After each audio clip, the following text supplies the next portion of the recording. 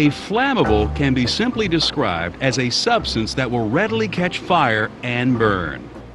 Xylene is a commonly used flammable substance. There can be two identical amounts sitting side by side in identical dishes, yet one will ignite, the other one won't.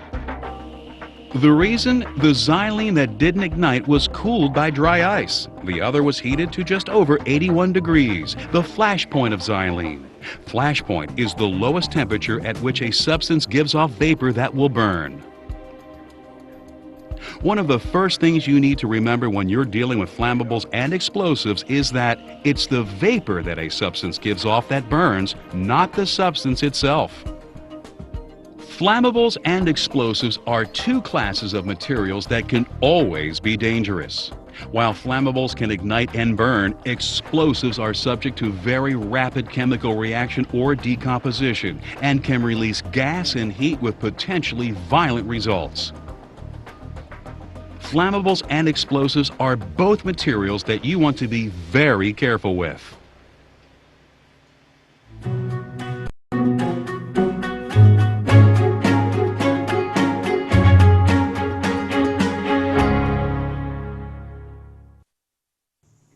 Let's look at another highly flammable material, gasoline.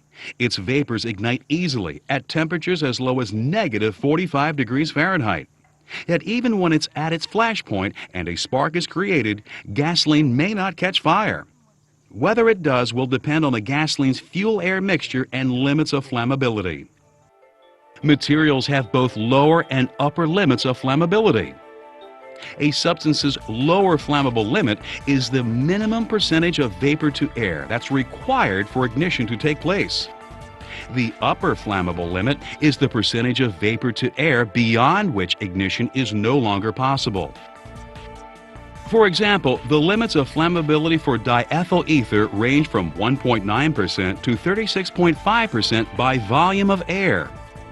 This means it will ignite if the atmosphere is only 1.9% ether, and it can't ignite if the atmosphere contains more than 36.5% ether. Remember, most lower limits are reached quickly, so it can be very easy for a fire or explosion to erupt in a lab. And keep this in mind, if there is enough vapor in the air to create a flammable atmosphere, the atmosphere will usually be above toxic limits as well. In addition to having their flammability limits affect when they will burn, all flammables also have an ignition temperature. This is the minimum temperature that is required to cause self-contained combustion, regardless of the heat source that is involved. Carbon disulfide, for instance, has an ignition temperature of 80 degrees centigrade. As a result, it can easily ignite via a nearby light bulb or steam line. Similarly, the surface temperature of a hot plate will ignite diethyl ether. So when you're working with flammable and explosive materials, you should remove equipment that will cause heat or sparks from your work area if at all possible. Even things like stirrers and pumps can cause problems. And never use an open flame or a hot plate to heat flammables. Instead, use a heating mantle or water bath. Static electricity, which can be generated just by walking across a rug, is another thing that you need to be concerned about. So whenever you can, be sure to use static guard devices when you're working with flammables and explosives. If you have any questions, consult the material safety data sheets of the chemicals that you're using for information on the flash points, ignition temperatures, and flammability limits.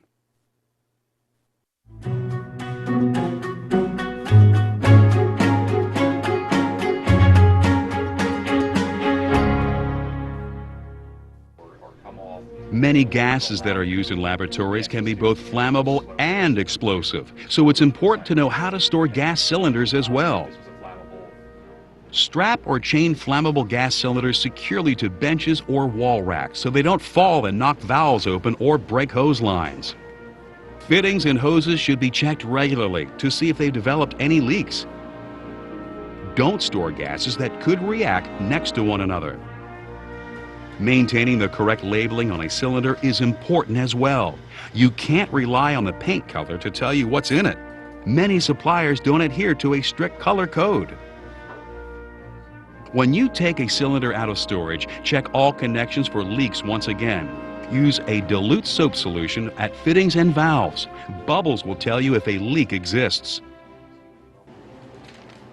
In addition to sharing some characteristics with flammables, explosives have unique attributes of their own. Many of them are affected dramatically by increases in temperature. They will decompose quickly or become dangerously reactive. Light, mechanical shock, and certain catalysts can also start a reaction. You'll also need to be concerned about mixtures when you think about explosives. Some chemicals form an explosive compound when they're brought together, such as calcium carbide and water. Impurities in a sample can be dangerous as well. Organic peroxides can form on containers of diethyl ether. These peroxides are notoriously unstable and explosive. They're also highly flammable and far more susceptible to shock than even dynamite. Something as simple as the friction caused by opening a contaminated jar can cause an explosion. To make sure that you're familiar with any of the problems that could surface with these substances, check your material safety data sheets and other guides before you handle or store them.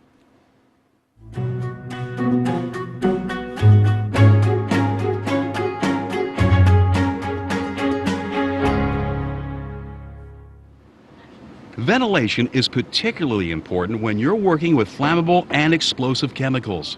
You must have enough ventilation to keep the vapor in the air from reaching your material's lower flammable limits. Working under a hood can help to confine and remove flammable and toxic vapors.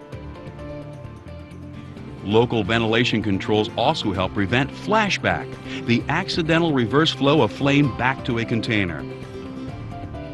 But in some cases, you'll need to use auxiliary ventilation when working with flammables and explosives. How you transport flammable and explosive materials is also critical. They should always be carried in secondary containers. Rubber acid carriers are a good choice. Plastic jacket overpacks also work well. If you need to cross any uneven surfaces, be sure to use carts with large wheels. Don't use instrument, equipment, or mail carts. They're too easy to tip over, and chemicals can easily be knocked off of them too. Every chemical should have a specific storage place where it's returned to after each use. Flammables and explosives are no exception. Avoid locations that have exposure to heat or direct sunlight. Flammable liquids should be stored in approved safety containers. Red containers with yellow tape identify substances having low flash points. Arrestor spouts help prevent flashback. Be sure to label the containers. You don't want any confusion where flammables are concerned. Storing your chemicals on a benchtop is not a good idea. It's too easy to knock them over, and on a bench they're not protected from fire. In-hood storage is also unadvisable. The containers interfere with the airflow in the hood, and the chemicals increase the number of materials that could be involved in a hood fire. Amounts of flammable and explosive chemicals exceeding 1 liter in volume should be stored in approved flammables cabinets. The cabinets don't have to be vented, but if they are, the vent pipe should have a flame arrestor. In some areas, local building codes may prohibit venting cabinets into the outside air. Keep cabinet doors closed and locked. Never store flammables or explosives in a lab refrigerator unless it's been certified as explosion-proof. The National Fire Protection Association and your facility's policies regulate how much flammable and explosive material can be stored within lab areas. You should consult your supervisor to determine what the permitted storage levels are. Now, Mark, when I bring in more stuff.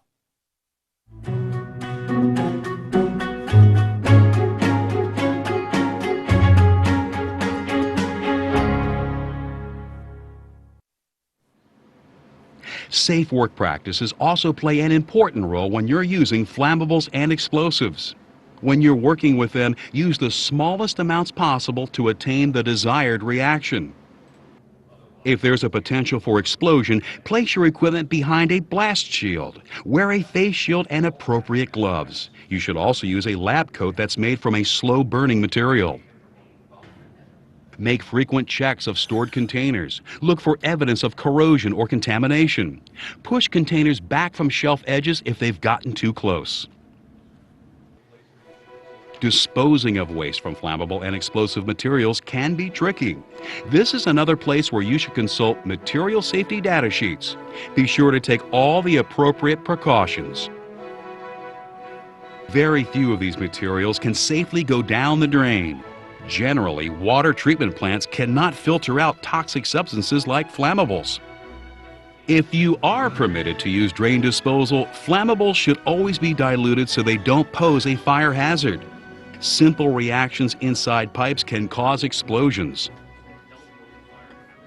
You may be able to recycle some of your chemicals depending on what you're working with, but never wash explosive residues down a drain or schedule them for recycling. Consult your supervisor regarding how to dispose of these wastes. More than likely, you'll need to package up your waste for disposal. Waste containers should be properly labeled and placed in a separate area for pickup. You also need to ask your supervisor or safety officer about federal and local disposal regulations. Your facility has a complete plan on how to dispose of chemical waste, so read it. Remember, you're the one who is ultimately responsible for the disposal arrangements for the materials that you use, so be sure you know what you're doing.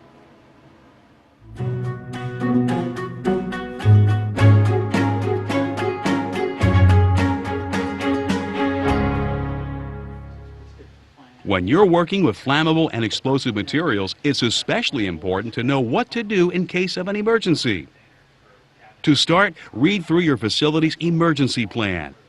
Create contingency plans for spill situations. Remember that flammable liquids spread quickly. The larger the spill area, the greater the chance of fire. So all ignition sources in the lab should be turned off. Keep spill cleanup equipment and materials nearby. Personal protective equipment is also important. See your supervisor about respirator training.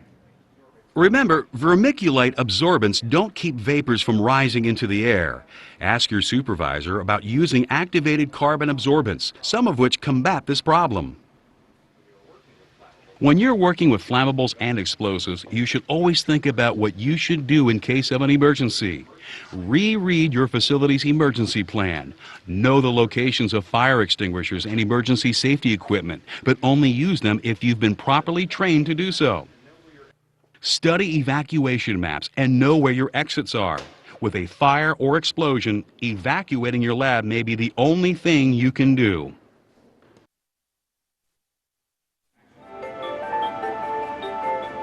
Because they're always dangerous, working safely with flammables and explosives requires you to know what you're doing and maintain your focus at all times. Let's review. Know which of the materials you work with are flammable or explosive and what their characteristics are. When you're working with flammables and explosives, make sure there are no potential ignition sources nearby. Be sure you have enough ventilation to remove volatile fumes and vapors from your work area.